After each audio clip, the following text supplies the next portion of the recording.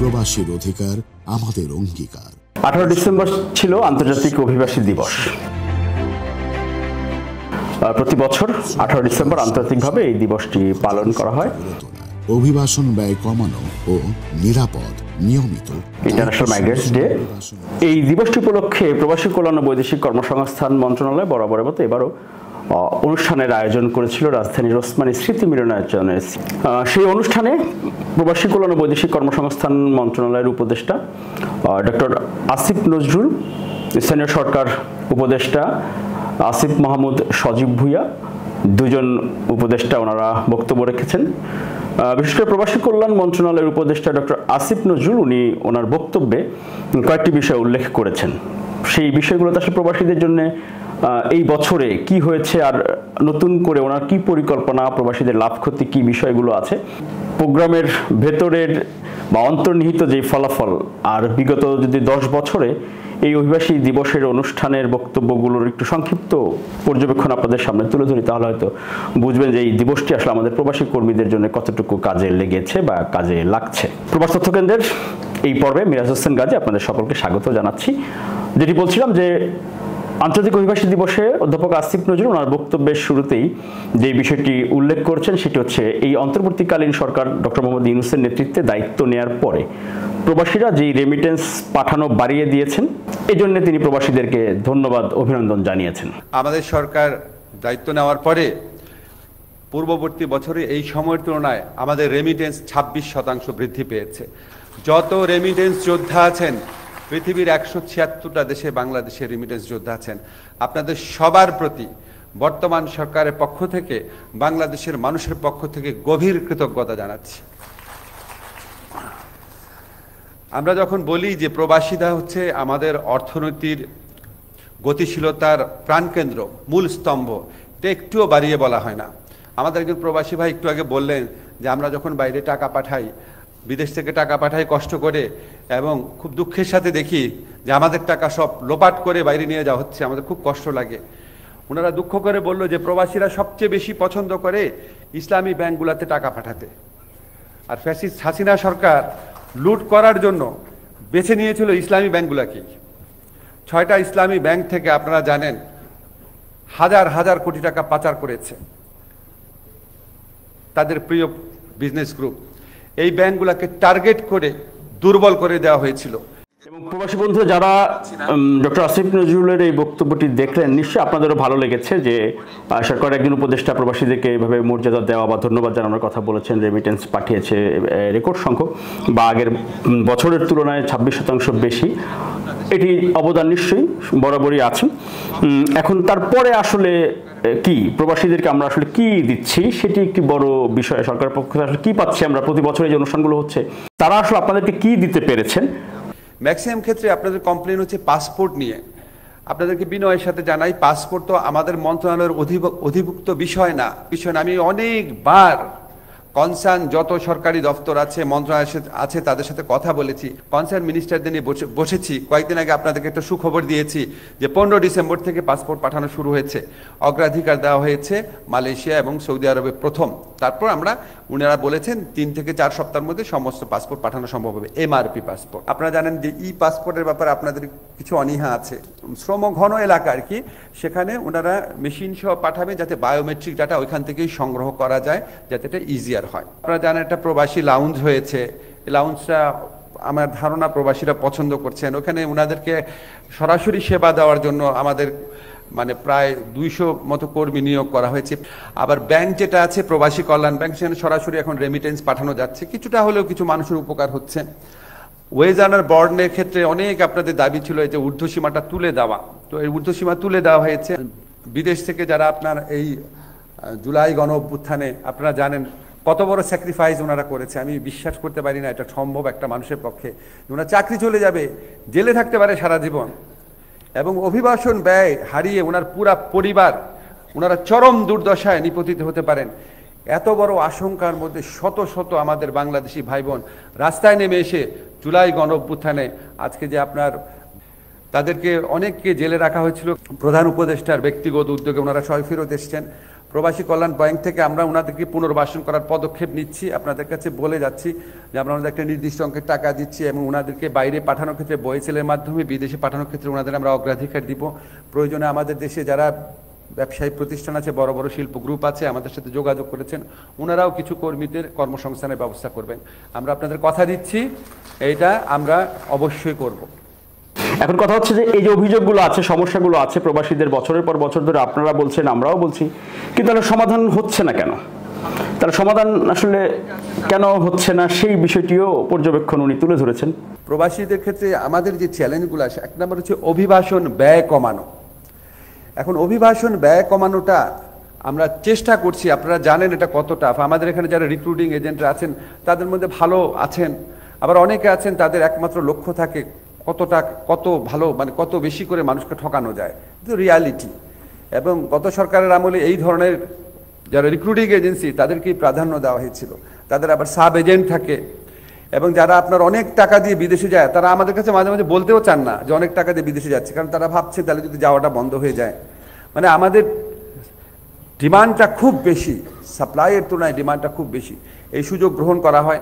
সেটাকে কার্টেল করার জন্য আমরা সাব এজেন্ট যারা আছে তাদের দায় দায়িত্ব নিরূপণের চেষ্টা করছি। আমরা চেষ্টা করছি বাইরাতে একটা প্রকৃত প্রতিনিধিশীল একটা যেন নেতৃত্ব আসে, সেটা লক্ষ্যে চেষ্টা করছি। এখানে আবার মামলা ঝুলে আছে, মানে আকাঙ্ক্ষা ব্যক্ত করা সহজ, কিন্তু করতে গেলে অনেক ঝামেলা হয়, সেটা চেষ্টা করছি সলভ করার জন্য। সেকেন্ড যে সমস্যাটা আমরা ফেস করি সেটা হচ্ছে আমাদের দক্ষ শ্রমিক কম যায়। দক্ষ শ্রমিকের ক্ষেত্রে এটা এই চ্যালেঞ্জ অল্প সময়ে মেটানো সম্ভব না, কিন্তু ইতিমধ্যে আমরা 2টা উদ্যোগ গ্রহণ করেছি। সৌদি আরবের সাথে একটা প্রোগ্রাম চালু হয়েছে, সেখানে আমরা সৌদি আরবে কিছু দক্ষ শ্রমিক পাঠানোর চেষ্টা করছি। আমি 2 দিন আগে ইউরোপিয়ান ইউনিয়নের সাথে আমাদের একটা স্কিল মাইগ্রেশন প্রোগ্রামে এমইউ হয়েছে, চুক্তি হয়েছে। আমরা চেষ্টা করব ইউরোপিয়ান দেশে আমাদের দক্ষ শ্রমিকদের, দক্ষ কর্মীদের বিরাট চাহিদা আছে, কিন্তু আমরা ওখানে খুবই কম পাঠাতে পারি, সেটা পাঠানোর আমরা চেষ্টা করব এই কর্মসূচির অধীনে। আমি যে থার্ড চ্যালেঞ্জটা আমার অভিজ্ঞতায় দেখি সেটা হচ্ছে ইন্টিগ্রেশনের প্রবলেম। অনেক প্রবাসী ভাই বোন আছেন, অনেক কষ্ট করে অল্প কিছু টাকা আর্ন করেন, 2 লক্ষ থেকে 10 লক্ষ টাকা। তবে দেশে ফিরে আসার পর বিভিন্ন ধরনের দালালে খপ্পর পড়ে সারা জীবনের পরিশ্রমের টাকাটাও হারান। কোনো একটা ফ্ল্যাট কিনতে গিয়ে ঠকে যান, জমি কিনতে গিয়ে ঠকে যান, ভুয়া ব্যবসাতে ইনভেস্ট করতে গিয়ে ঠকে যান। ওনাদের ইন্টিগ্রেশনের যে প্রবলেম এটা আমার কাছে থার্ড প্রবলেম মনে হয়েছে। ইন্টিগ্রেশনের প্রবলেম সলভ করার জন্য আমরা প্রবাসী কল্যাণ ব্যাংকের মাধ্যমে কাজ করব। আমরা দরকার হলে আমাদের এখানে যে গ্রামীণ আছে বা ব্র্যাক আছে ওনাদের সাথে আমরা কথা বলছি, ওনাদের মাধ্যমে আমরা ইন্টিগ্রেশনটা একটা খুব ভালো জায়গায় নিয়ে আসার চেষ্টা করব। ফোর্থ যে প্রবলেমটা সেটা হচ্ছে বিদেশে দূতাবাসে আপনাদের প্রচুর হয়রানি হয়। আমাদের কিন্তু বেশি দূতাবাসে প্রবাসী কল্যাণের মানুষ নাই, মাত্র 27টা দূতাবাসে আছে, এবং সেখানেও 1 জন করে, কোনো জায়গায় 2 জন। কাজটা প্রধানত পররাষ্ট্র মন্ত্রণালয়ের। চেষ্টা করব আপনাদের হয়রানি কমানোর জন্য আমাদের মন্ত্রণালয় থেকে যতটুকু করা সেটা করব। পররাষ্ট্র মন্ত্রণালয় থেকেও চেষ্টা করা হচ্ছে, বাট মানে আমাদের আসলে মাইন্ডসেটটা পরিবর্তন করা দরকার। মাইন্ডসেট পরিবর্তন না করলে এটা সম্ভব না, আমরা যতই উপর থেকে নির্দেশ দিই। সমাধান কেন হচ্ছে না পর্যবেক্ষণ তুলে ধরেছেন, এটি ওনার একটি সরল স্বীকারোক্তি। আপনাদের অনেকের কাছে ভালো লাগবে, আমার কাছেও নিশ্চয়ই ভালো লেগেছে।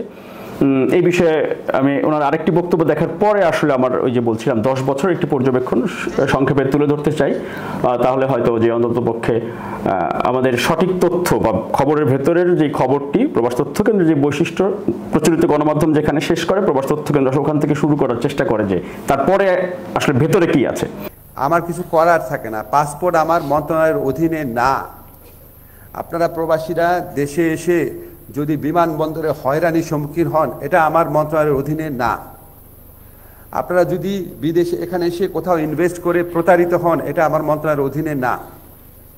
আমরা যেটা করতে পারি, অন্যান্য মন্ত্রণালয়কে অনুরোধ করতে পারি, পাসপোর্টের ক্ষেত্রে যেমন করেছি, অন্যান্য মন্ত্রণালয়কে অবহিত করতে পারি, বলতে পারি আপনারা এটা করেন প্লিজ, কিন্তু এর বেশি করা যায় না। আমাদের যেটা করার, দক্ষ শ্রমশক্তি পাঠানো, মধ্যস্বত্বভোগীকে ঠেকানো, রিইন্টিগ্রেশনের ব্যবস্থা করা, সেসব ব্যাপারে কোনো ব্যর্থতা থাকলে আমাদের অবশ্যই বলবেন এবং আমাদের কাছে দাবি করবেন এখানে ব্যর্থ হলেন কেন। কিন্তু অন্য মন্ত্রণালয়ের ক্ষেত্রে আমাদের অবহিত করবেন, কিন্তু কেন ব্যর্থ আপনি এটা করার স্কোপ থাকে না, কিন্তু কারণ এটা আমার সরাসরি কর্তৃত্বাধীন ব্যাপার না, আমাদের মন্ত্রণালয়ের এখতিয়ারাধীন কোনো বিষয় না এটা। তবু আমরা চেষ্টা করব। আপনাদের দীর্ঘদিনের দাবি আছে ভোটাধিকারেরও, কিন্তু এটা মূলত নির্বাচন কমিশনের ব্যাপার। আমরা প্রবাসীদের ভোটাধিকার দেওয়ার জন্য আমরা আমাদের মন্ত্রণালয়ের পক্ষ থেকে যতটুকু সহযোগিতা এটা করব, কিন্তু এটা মূলত নির্বাচন কমিশনের ব্যাপার। ওনারা সবসময় টেকনিক্যাল প্রবলেমের কথা বলেন, আসলে এটা একটা বিরাট টেকনিক্যাল চ্যালেঞ্জ। অনেকগুলো দেশে প্রবাসীরা আছেন, আমরা কথা বলবো, আমরা সর্বাত্মক চেষ্টা করব, এই প্রতিশ্রুতি আপনাদের দিলাম। এই যে প্রবাসীদের ভোটাধিকারের কথা উনি বলছিলেন, এর আগে অন্তর্বর্তীকালীন সরকার প্রধান উপদেষ্টা ডক্টর মোহাম্মদ ইউনূস তিনিও কিন্তু বলেছিলেন একাধিকবার, এবং আমাদের সেটি নিশ্চয়ই মর্যাদা এবং সম্মানের ব্যাপার।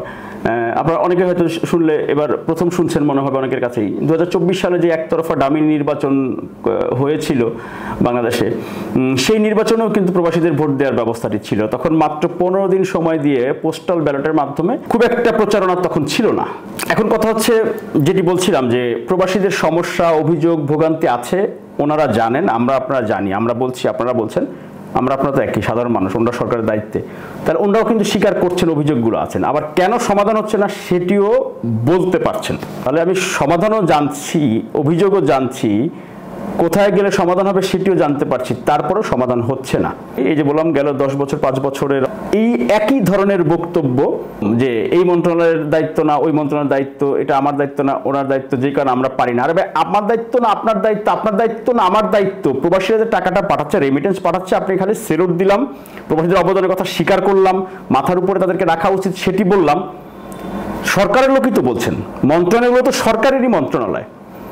তাহলে আপনি পাসপোর্ট প্রবাসী মন্ত্রণালয়ের দায়িত্ব না, রেমিটেন্স প্রবাসী বা পররাষ্ট্রের দায়িত্ব না, পাসপোর্ট পররাষ্ট্রের না, কিন্তু দূতাবাসগুলো আবার পররাষ্ট্রের, পাসপোর্ট হচ্ছে স্বরাষ্ট্রের, আবার অর্থ মন্ত্রণালয় হচ্ছে রেমিটেন্স বা প্রণোদনার বিষয়গুলো, আবার সেবা বা সুরক্ষা অন্যান্য বিষয়গুলো আছে সেটি আইন শৃঙ্খলা বা স্বরাষ্ট্র মন্ত্রণালয়ের দায়িত্ব। দূতাবাসগুলো তো পররাষ্ট্র মন্ত্রণালয়, যেটি বলছিলাম সেটি তাদের দায়িত্ব। শ্রম কল্যাণ উইং আছে, আবার সেটি আবার প্রবাসী কল্যাণ মন্ত্রণালয়ের দায়িত্ব।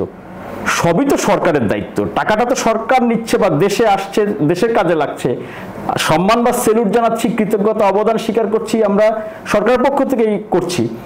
তাহলে সমাধান করার জন্য কেন আমরা একটি ওয়ান স্টপ সার্ভিসের মতো করে একটি টাস্ক ফোর্স, একটি কমিটি কেন গঠন করি না, একটি জাতীয় কমিটি কেন গঠন করি না? আছে টাস্ক ফোর্স, কিন্তু আছে, কিন্তু সেটি আছে যে এটিও হয়তো কয়জন জানেন, তাই না? কিন্তু দেখেন, এত বড় অবদান রাখছে যারা অর্থনীতিতে, তাদেরকে আমরা শুধু এই যে হাততালি দেওয়া, হাততালি পাওয়ার মতো কথা বলে আমরা তাদেরকে খুশি করছি। আবার আমাদের প্রবাসী বন্ধুরাও খুশি হয়ে যাচ্ছি। এয়ারপোর্টে ভিআইপি লাউঞ্জ করা হয়েছে, ভিআইপি মর্যাদা দেওয়া হবে। আমাদের প্রবাসী বন্ধুরা একেবারে ভাইরাল, এয়ারপোর্টে বিশাল সুবিধা। লাউঞ্জে গিয়েছেন কেউ? ওখানে আমারও প্রবাসী কর্মী বন্ধুরা, আমরা যারা কর্মী বন্ধুরা, যারা আসলে পুরো টাকাটা দেশে পাঠায়, রেমিটেন্সের টাকা, যারা আসলে প্রকৃত অর্থেই প্রবাসী, যারা মাথার ঘাম পায়ে ফেলে টাকা পাঠাচ্ছেন, তাদেরকে নিয়ে আমরা শুধু কথা, বক্তৃতা, বিবৃতি না দিয়ে যদি এটি কার্যকর পদক্ষেপ নেওয়ার জন্য একটি জাতীয় পরামর্শক কমিটি বা জাতীয় পর্যায়ে task force, one stop service, সকল মন্ত্রণালয়ের সমন্বয়ে সেটি করা হবে। এটি বিভিন্ন সময় আমি বলেছি, মন্ত্রণালয়ের ব্রিফিংগুলোতে সামনাসামনিও বলেছি, কিন্তু ওনারাও তো জানেন যে এই সমস্যাগুলো, তারপরে এটি ওনারা করছেন না বছরের পর বছর। আমি অন্তপক্ষে 10 বছর একেবারে মনোযোগ দিয়ে ফলো করি, একই রকম বক্তব্য প্রতি বছর। আপাতত এটুকুই। লাস্টের দিকে আমি একটু, যেহেতু বলেছি পর্যবেক্ষণ তুলে ধরবো, সাংবাদিকতার রিপোর্টিংয়ের ক্ষেত্রে পর্যবেক্ষণ সাধারণত আমাদের তুলে ধরার সুযোগ নেই, আমি ধরি না, বস্তুনিষ্ঠতা বজায় রাখি। তবে এই জায়গায় বলেছি যে আমি একটু পর্যবেক্ষণ তুলে ধরতে চাই, সেই কারণে। তাহলে আপাতত এটুকু, সবাই ভালো থাকবেন, সুস্থ থাকবেন, প্রবাস তথ্য কেন্দ্রের সাথে থাকুন। আপনাদের পরামর্শ, মতামত কমেন্টে লিখতে পারেন বিস্তারিত। আল্লাহ হাফেজ। আপনি কি বৈধভাবে কর্মী হিসেবে বিদেশে যেতে চান? আপনি কি রেমিটেন্স যোদ্ধা হিসেবে প্রবাস জীবনযাপন করছেন? আপনার জন্য প্রয়োজনীয় এবং জরুরি সকল তথ্য হাতের মুঠোয় পাচ্ছেন প্রবাস তথ্য কেন্দ্রে। প্রবাস তথ্য কেন্দ্র ইউটিউব চ্যানেল, এরই মধ্যে 10 লাখের বেশি সদস্যের বিশাল একটি পরিবার আমরা এখন।